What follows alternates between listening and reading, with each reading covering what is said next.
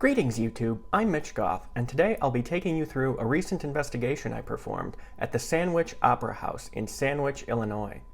The Sandwich Opera House is one of the oldest structures in the town of Sandwich and has a history as unique as it is long. And with that long, unique history comes many different ghost stories. But does the Sandwich Opera House really house spirits? Well, let's get into it.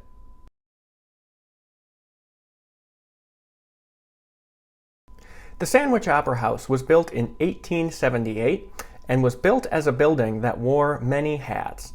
In addition to being an opera house, the building was built to house the city hall, the police station, and the town jail. Over the years, it came to house many more city services, including the fire department, all while being a functioning performance venue on top of it all. As the decades wore on, many city services shifted to larger and more modern buildings, with the city hall moving next door and other city offices relocating further away. Along with that, the theater itself also began to fall out of use, and by the 1970s, it was suggested that the building should be torn down to make way for a parking lot. Luckily, better minds prevailed and the building was rehabilitated and placed on the National Register of Historic Places. A grand reopening of the refurbished Opera House was held in 1986, and the historic theater has remained open as a performance venue ever since. But with such a long and colorful history has come more than a few haunting tales. So let's talk about a few of them.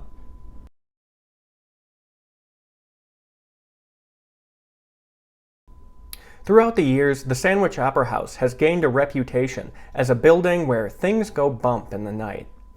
One common story is that the spirits of two children roam around in the basement, grabbing at people, playing simple tricks on visitors, and rocking an antique rocking chair that is stored down there. But it's not just the basement that's said to be haunted.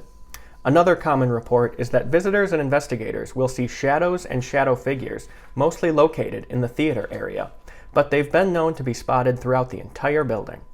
The story goes that if you look for moving shadows in the Sandwich Opera House, you just might end up seeing them.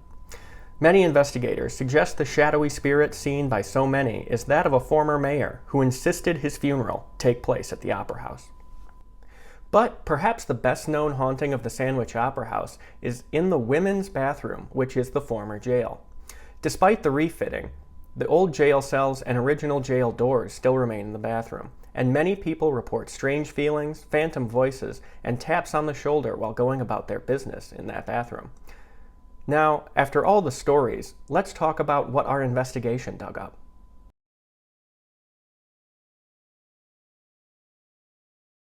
The Paranormal Normal crew arrived at the Sandwich Opera House at 8 p.m. for a 5-hour investigation, which proved to be the perfect length of time both for the size of our group and for the size of the building.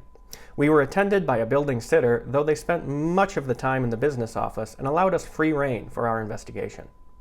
Several things stood out to us from the very beginning, particularly the acoustics inside the theater, which were phenomenal for a performance venue. Whispers across the room could be heard clearly, which can help explain some people experiencing disembodied voices in the theater, as a whisper across the room could sound like it was right over your shoulder if you happened to be standing in the right place.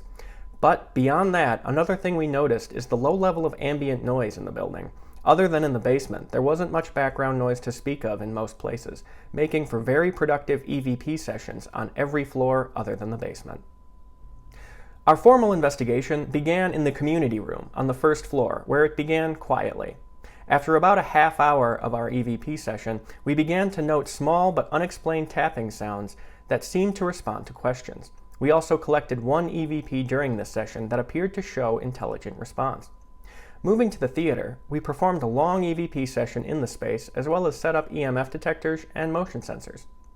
Throughout the entire session in the theater, which lasted over an hour, our stationary EMF detectors and motion sensors on the stage would be set off at intermittent times, also seemingly in response to particularly controversial questions, such as a question relating to any Chicago mobsters who may have visited the theater.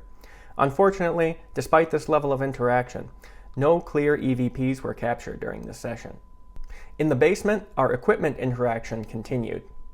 We set EMF detectors and motion sensors in a circle and watched them go off in an orderly formation that would change direction when requested. However, despite our best efforts, we were unable to capture any movement of the rocking chair that child spirits are said to enjoy so much.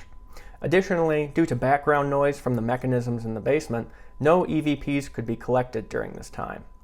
Our investigation concluded in the former jail and current women's bathroom, where an EVP and ITC session was conducted in an attempt to make contact with the spirit or spirits that supposedly harass people in there.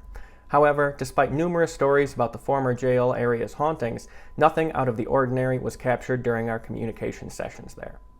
Overall, the investigation was successful. We were able to run into numerous personal experiences throughout the night, as well as get seemingly intelligent interaction from our EMF detectors and motion sensors both.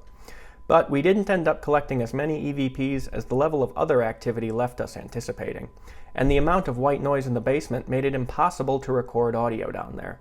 For any future investigations, I would likely request a fuller disconnection of the power systems in the building to allow for a quieter basement environment. Finally, I would just like to extend my thanks to the proprietors of the Sandwich Opera House for allowing us to come in and investigate their establishment. The building is truly unique, and I would investigate it again in a heartbeat. So until next time, happy hunting out there, and as always, watch out for my next video as we work to make the paranormal normal. Thank you for tuning into today's video. Be sure to give the video a like, hit the notification bell below, and subscribe if you haven't already. I've got links down in the description to find the Paranormal Normal on Facebook. There's always new stuff being posted there, and new community discussions to follow. And now it's time for the sales pitch. Along with being a paranormal investigator, I'm also a prolific novelist, and in fact I published a novel recently that I'd like to tell you about. It's called Tether, and it is a sci-fi time travel adventure currently available on Amazon in Kindle, audiobook, and paperback. There's a link down below for that as well if you'd like to check it out. To those who have watched this far, I sure appreciate it. But now the video is over. Till next time.